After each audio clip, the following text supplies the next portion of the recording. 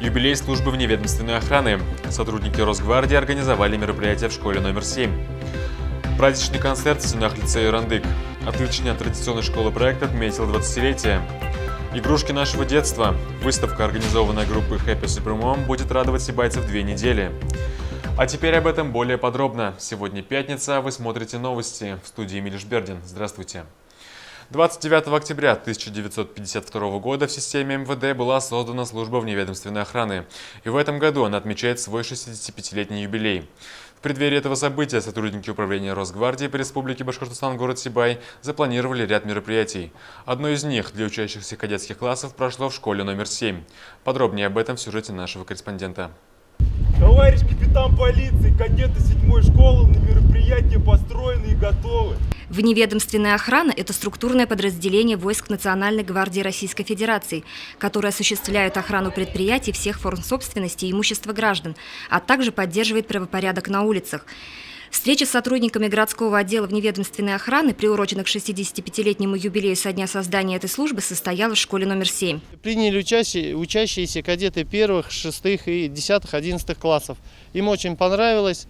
То есть в прошлом учебном году, в конце учебного года, мы точно такое же мероприятие проводили с ГИБДД. То есть, и сегодня именно мероприятие с Росгвардией.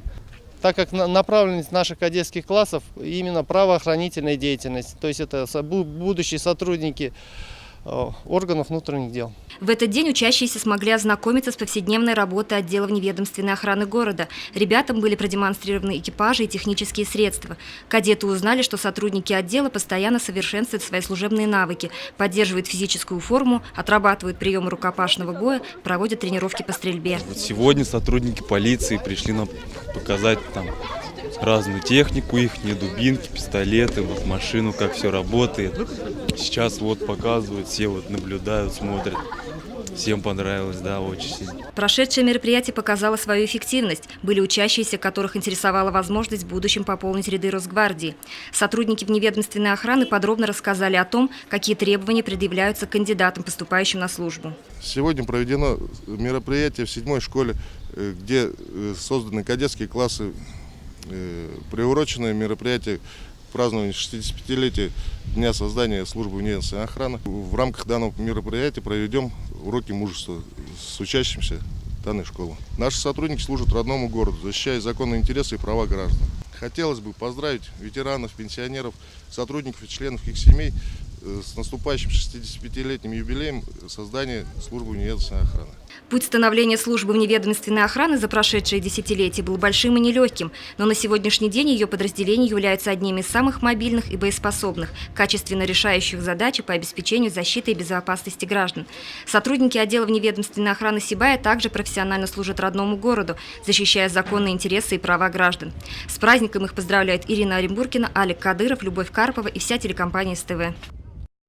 Комиссия по вопросам государственно-конфессиональных отношений при администрации городского округа является консультативным коллегиальным органом, образованным для обеспечения реализации государственно-конфессиональной политики и межконфессиональных отношений. На днях представители комиссии с целью оказания методической помощи посетили городские религиозные учреждения. Одной из основных задач комиссии по вопросам государственно-конфессиональных отношений является контроль за соблюдением законодательства религиозными организациями, находящимися на территории городского округа. В рамках данных полномочий члены комиссии посетили храм Отрады и Утешения и мечеть Таква. В частности, основное внимание было обращено на оформление вывесок и внешней атрибутики согласно действующим федеральным и региональным законам. Не осталась в стороне и духовная литература, которая реализуется в стенах религиозных организаций. Побеседовали с руководителем религиозных организаций, посмотрели их документы, также сверили сведения, которые у нас есть. Наши религиозные организации должны работать в рамках закона, то есть у них должны быть соответствующие вывески. Вся работа, их деятельность должна соответствовать закону о религиозных организациях и, конечно, соответствовать требованиям других законов. Во время встречи была оказана методическая помощь и проанализирована религиозная ситуация в городе.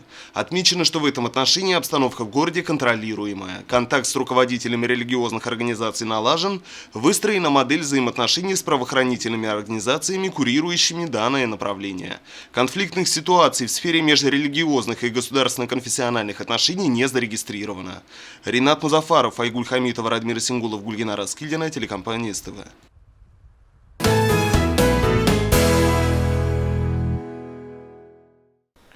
Лицей «Рандык» – экспериментальное учебно-воспитательное учреждение, деятельность которого основана на ведущих психолого-педагогических концепциях, разработанных академиком Российской академии образования Михаилом Щетининым.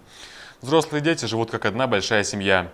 Праздники, открытые уроки, исследовательские конференции становятся общим делом, начиная с 1997 года.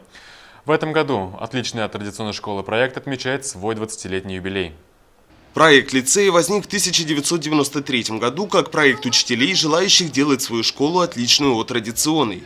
Коллектив долго находился в поисках истины и изучал труды педагогов-новаторов.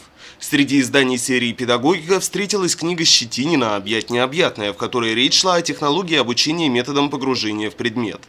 Так, в 1993 году группа учителей города Сибай отправилась в Краснодарский край для знакомства с руководителем Центра комплексного формирования личности. Именно в этом центре оттачивались педагогические принципы школы 21 века, совершенствовалась методика гуманно-личностного подхода к ребенку, автором которой стал руководитель Центра Михаил Щетинин. Я работала в лицее «Нептун» с 1994 года, директором «Нептуна», под руководством Юрия Леоновича Бадальянца. Со мной работали замечательные педагоги. Любовь Александровна Петина. На базе ее детского сада был организован лицей «Нептун» по методике Щетинина. С Нелей Кузьмичной Саловой, замечательным педагогом, которая именно влила струю, этого учебный процесс с ней был налажен. Мне повезло, что я работала в таком составе. Есть много о чем говорить, есть много о чем рассказать. Это встречи с Щетининым, который нас поддержал. Именно чтобы в городе Сибае методика Щетинина набрала и имела такую большую силу. Естественно, этот подход новый, тогда инновационный, это было очень интересно. Эти годы были настолько увлекательными, настолько искристыми. И это было все вновь, это все было по-новому. И, конечно, эти годы были незабываемыми. На праздновании 20-летнего юбилея они рассказывали о самых ярких событиях минувших лет, пожелав родному коллективу дальнейших успехов. Учителя-первопроходцы, как сейчас, помнят приезд в Сибай сотрудников и учащихся под руководством Михаила Щетинина с целью передачи знаний и педагогического опыта. Проведение первого погружения по естественно-математическому циклу учащимися и студентами Центра образования с опорой на народную педагогику и знания народных традиций. Кстати, метод погружения, который применяется в лицее «Рандык», полностью оправдал себя и доказал свою эффективность. За 20 лет лицей выпустил много одаренных детей, которые в последующем заняли свое достойное место в жизни. Обучался в лицее «Рандык» с 2003 по 2007 года. Впечатления очень позитивные, хорошие. Очень грамотный и профессиональный профессорско-преподавательский состав, учителя, педагоги, которые обучают и вкладывают в это свою душу. Очень внимательные, бдительные к детям и к обучающимся. Я выпускница 2013 года лицея «Рандыка». Со школы у меня такие яркие воспоминания. Это, конечно же, почему-то уроки музыки, потому что это в дальнейшем переросло в мою судьбу. Я поступила в Сибайский педагогический колледж после 9 класса на специальность учитель музыки, за что очень-очень благодарна учителям, вообще абсолютно всем учителям. Хочется отметить, что в лицее именно всегда с добротой подходили к каждому ученику. Ругали, конечно, всех в детстве, но учась в лицее, получаешь очень хорошую базу знаний. В этот день в Центре детского творчества собрались все, кто в настоящем и прошлом связан с учебой и работой в лицее. Виновников торжества поздравляли представители власти, выпускники и родители. Зрители еще раз убедились в том, что лицей «Рандык» известен не только как успешное учебное заведение, но и как коллектив талантливых единомышленников. Юбилейная программа, подготовленная лицеистами и педагогами, запомнилась всем своей оригинальностью и создала неповторимую атмосферу настоящего праздника.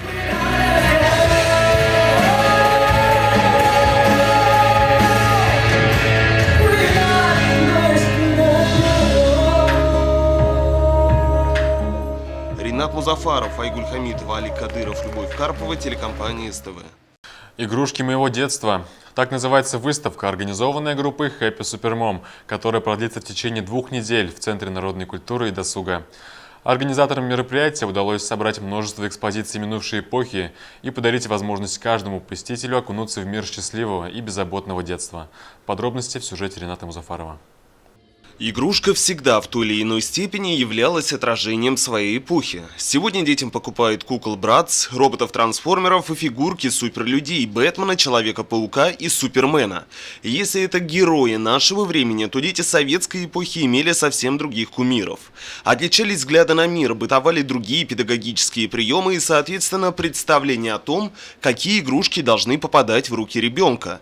Именно этим и интересны экспонаты выставки «Игрушки моего детства», организованной сообществом «Супермамочки Сибая». Торжественное открытие, состоявшееся в Центре народной культуры и досуга накануне, привлекло внимание публики самых разных возрастов. Элиза Киреева, почетный гость из городской администрации, отметила высокую инициативность, с которой супермамочки участвуют в культурной жизни города. Сразу вспомнил свои детские годы, самые счастливые, самые беззаботные годы. И спасибо нашим мамочкам, что вы все еще в детстве, что вы не забываете свое детство и дарите своим детям такое хорошее, красивое детство. Беззаботное, милое, любящее. И, конечно же, вы делаете очень много большого добра для наших детей, своих детей и для детей города. Большое вам за это спасибо. Все мы родом из детства, и в данной выставке хотели показать игрушки своего детства. Это игрушки прошлого века. Здесь на выставке представлены игрушки и наших бабушек, даже есть такие экспонаты. Хотелось показать современному поколению, что не было раньше ни планшетов, ни компьютеров, ни телевизоров. И тем не менее мы весело проводили время. Юная часть аудитории, собравшейся в зале, в этот день получила возможность увидеть, с чем играли советские дети, и даже лично опробировать большинство экспонатов. Взрослые посетители пришли поностальгировать и еще раз встретиться с друзьями детства. Каждая игрушка, представленная на выставке, имеет свою историю и перекочевала на стенды из личных коллекций участниц клуба «Супермамочки Сибая». Это кукла, можно сказать, юности моей мамы. Если даже... Это, можно сказать, раритет. Мы очень гордимся этой куклой. Сейчас даже таких и не выпускают, наверное. Швейная машинка была вообще рабочая, она функционировала. Тут была иголка, тут все так же, как и на большой. Она шила только одинарным швом.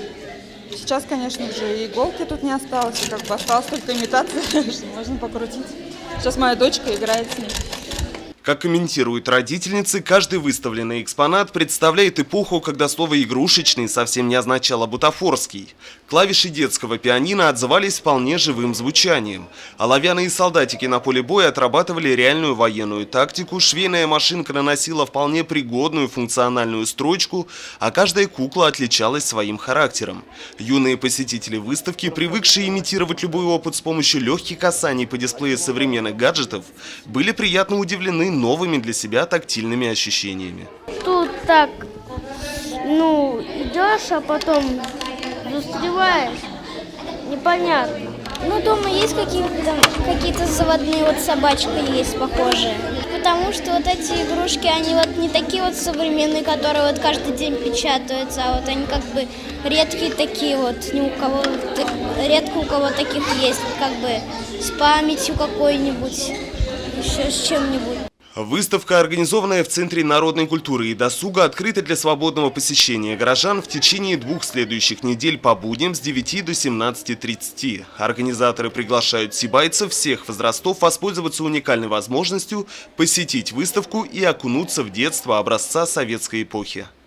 Ренат Музафаров, Али Кадыров, Гульгина Раскильдина, телекомпания СТВ. И это все новости на сегодня. А впереди долгожданные выходные. Я желаю вам удачи, увидимся позже.